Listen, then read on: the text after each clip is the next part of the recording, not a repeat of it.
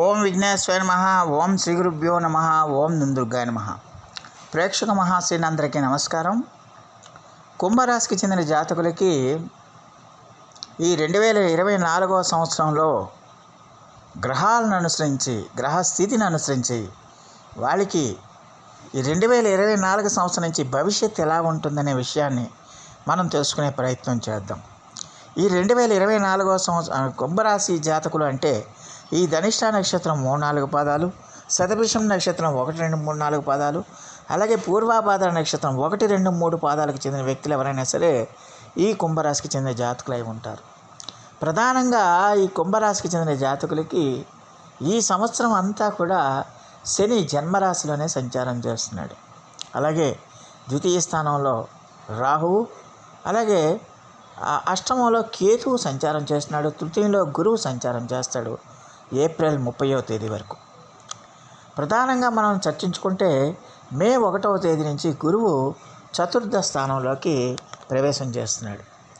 ఈ చతుర్థ స్థానంలోకి ప్రవేశం చేసిన గురువు కుంభరాశి వాడికి అత్యద్భుతమైన ఫలితాన్ని ఇస్తాడు.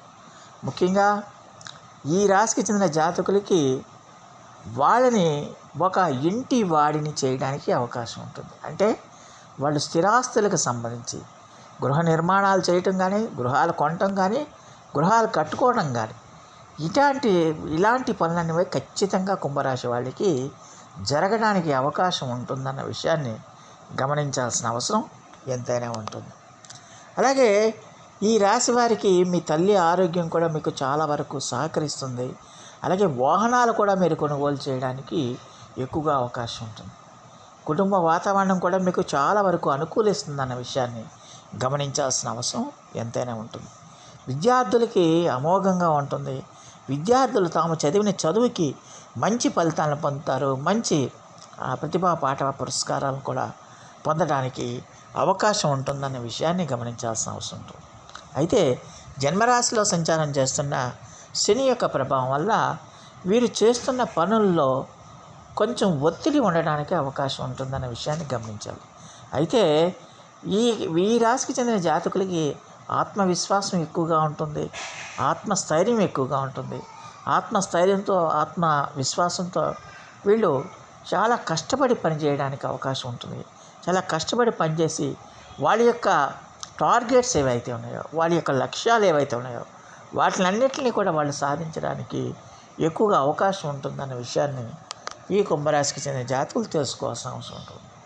అలాగే ఈ రాశికి చెందిన జాతకులకి ఈ శని తృతీయ, సప్తమ, అలాగే దశమ స్థానాల మీద దాని యొక్క ప్రభావం చూపిస్తాడు, దృష్టి పడుతుంది. కాబట్టి ఖచ్చితంగా ఈ రాశికి చెందిన జాతకులు మరి తృతీయ స్థానం అంటే అది ఆ తృతీయ స్థానం మీద దృష్టి పడుతుంది. కాబట్టి ఖచ్చితంగా ఈ రాశికి చెందిన జాతకులు ఖచ్చితంగా కూడా మరి మీ యొక్క సోదరమణులు ఎవరైతే ఉన్నారో వాళ్ళ నుంచి కూడా మీరు కొంచెం జాగ్రత్తగా ఉండాల్సిన అవసరం ఎంతైనా ఉంటుందన్న విషయాన్ని గమనించాల్సిన అవసరం ఉంటుంది.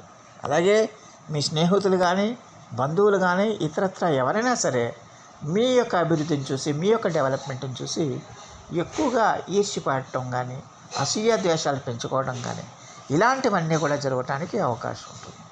అలాగే ఈ శని భగవానుడు దశమ స్థానం మీద ప్రభావం చూపిస్తే దశమ స్థానం మీద దృష్టి పడుతుంది కాబట్టి శని యొక్క దృష్టి దశమ స్థానం మీద పడుతుంది. కాబట్టి ఖచ్చితంగా ఉద్యోగం లేని వారికి ఈ సంవత్సరం ఉద్యోగం డెఫినెట్గా వచ్చి తీరుతుందన్న విషయాన్ని గమనించాలి. ఆల్రెడీ ఉద్యోగాల్లో ఉన్న వాళ్ళకి మరొక కొత్త ఉద్యోగాలు రావుతాయి, కొత్త బాధ్యతలు మీకు వస్తాయన్న విషయాన్ని గమనించాలి. అయితే ఉద్యోగాల్లో ఒత్తిడి మాత్రం క్రమంగా ఉంటుందన్న విషయాన్ని గమనించాల్సిన అవసరం ఎంతైనా ఉంటుంది. అయితే ఈ రాశికి చెందిన జాతకులు సప్తమ శని యొక్క దృష్టి సప్తమ స్థానం మీద కూడా పడుతుంది. కాబట్టి మీ యొక్క పార్ట్నర్స్తో మాత్రం ఈ రాశికి చెందిన జాతకులు కొంచెం జాగ్రత్తగా ఉండాల్సిన అవసరం ఎంతైనా ఉంటుంది. ఎట్టి పరిస్థితుల్లో కూడా మీరు ఈగో ప్రాబ్లమ్స్కి వెళ్ళకండి, ఈగోల్ని మీరు ప్రదర్శించకండి. ఏదైనా సరే ఒకరినొకరు అర్థం చేసుకుని ఒకరి మాటలకి మరొకరు విలువ గౌరవం ఇచ్చుకుంటూ ముందుకు వెళ్ళాల్సిన అవసరం ఎంతైనా ఉంటుంది. లేకపోతే ఇద్దరి మధ్య కూడా మనస్పర్ధలు రావడానికి ఎక్కువగా అవకాశం ఉంటుందన్న విషయాన్ని గమనించాల్సిన అవసరం ఎంతైనా ఉంటుంది. అలాగే ఈ రాశికి చెందిన జాతకులకి ఖచ్చితంగా కూడా మరి ఈ రాశికి చెందిన జాతకులకి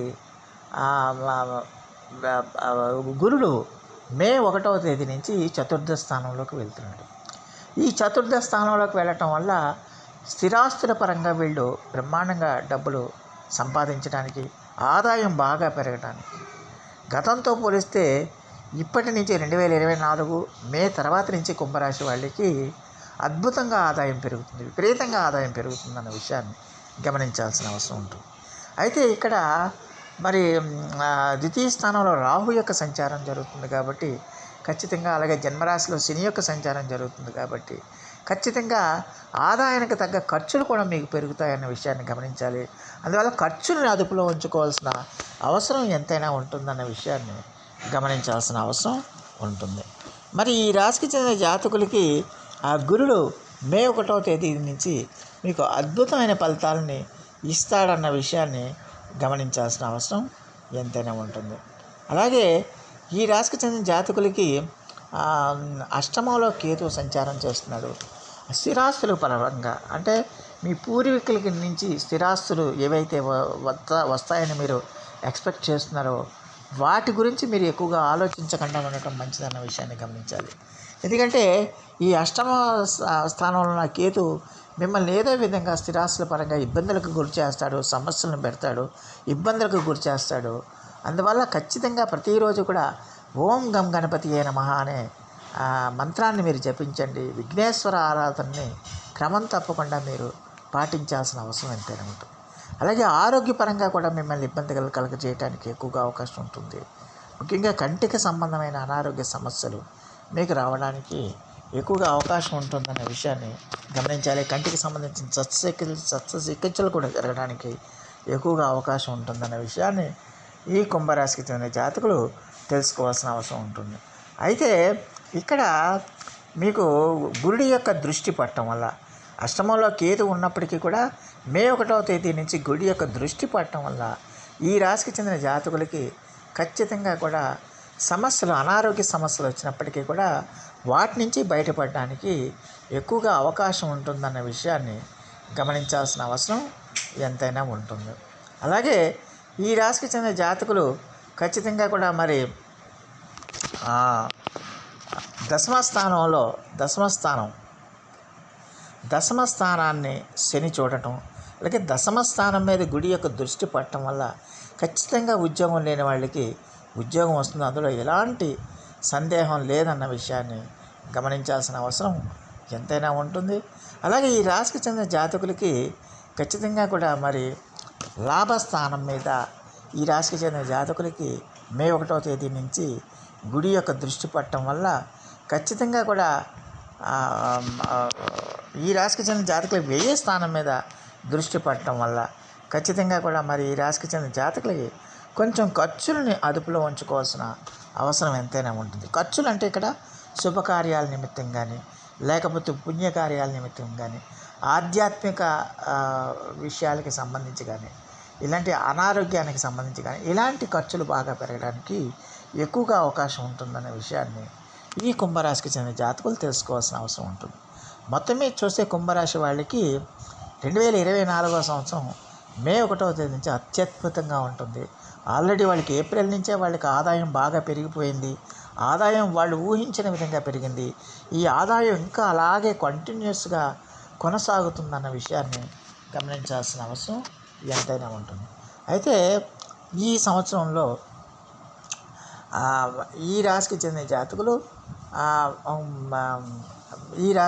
జాతకులు గ్రహస్థితి బాగున్నంత కాలం కూడా మీకు చాలా వరకు అనుకూలమైన ఫలితాలు ఉంటాయి. అయితే ఇది అంతా కూడా నేను చెప్తుంది అంతా కూడా మీ యొక్క గోచార ఫలితాలే. ప్రధానంగా చూసుకోవాల్సింది మీ వ్యక్తిగత జాతకం. అందువల్ల మీ వ్యక్తిగత జాతకంలో ఉన్న గ్రహస్థితిని అనుసరించే చాలా వరకు ఫలితాలు మీకు ప్రభావాన్ని చూపిస్తాయి. కాబట్టి ప్రతి ఒక్కరు కూడా మీ వ్యక్తిగత జాతక పరిశీలన చేయించుకుని అక్కడ జరిగే దశాంతర ఫలితాలు, ఇక్కడ ఈ గోచార ఫలితాలు, రెండు ఫలితాలను కూడా బేరీజు వేసుకుని ఆ మేరకు మీరు ఉపచారాలు చేయటం అనేది చాలా వరకు మేలు చేస్తుంది. మరి ఈ రాశికి చెందిన జాతకులు మరిన్ని మంచి ఫలితాల కోసం, మరిన్ని సత్ఫలితాల కోసం ప్రతిరోజు కూడా శని జపం చేయండి, శ్రీ వెంకటేశ్వర స్వామి వారికి ఆరాధన చేయండి, అలాగే హనుమాన్ చాలీసా పఠించండి, దానివల్ల చాలా వరకు సమస్యల నుంచి మీరు బయటపడడానికి ఎక్కువగా అవకాశం ఉంటుంది. అలాగే కుజుడు కూడా ఈ రాశికి చెందిన జాతకులకి కొంతమేర ఇబ్బందులు పెట్టగలుగుతాడు. కాబట్టి కొంచెం ఈ ఫైల్స్ కానీ, ఫిష్యులా కానీ, లేకపోతే ఇతర శరీరానికి వేడి సంబంధించిన అనారోగ్యాలు కానీ మీకు పెరగడానికి, ఆవేశం పెరిగిపోవడానికి, కోపం పెరిగిపోవడానికి, ఆగ్రహం పెరిగిపోవడానికి కారణం అవుతాడు. కాబట్టి ఖచ్చితంగా ప్రతిరోజు కూడా సుబ్రహ్మణ్య భుజంగ స్తోత్రం అనేది చదవటం అనేది తప్పనిసరి అవుతుందన్న విషయాన్ని గమనించాలి. అలాగే మంగళవారం నాడు సుబ్రహ్మణ్యేశ్వర స్వామి వారికి ఎర్రని ఒత్తులతో దీపారాధన చేసి అర్చనాది అభిషేకాలు చేయటం వల్ల కూడా మంచి ఫలితాలు ఉంటాయన్న విషయాన్ని గమనించాలి. సో ఆ దేవదేవుడు మీ అందరికీ కూడా ఆరోగ్య ఐశ్వర్యాలు ఇవ్వాలని మనస్ఫూర్తిగా వేడుకుంటూ, ఈ నా వీడియో కనుక మీకు నచ్చితే లైక్ చేయండి, షేర్ చేయండి, కామెంట్ చేయండి, సబ్స్క్రైబ్ చేయండి. సర్వే జనా సుఖినో భవంతు. నమస్కారం.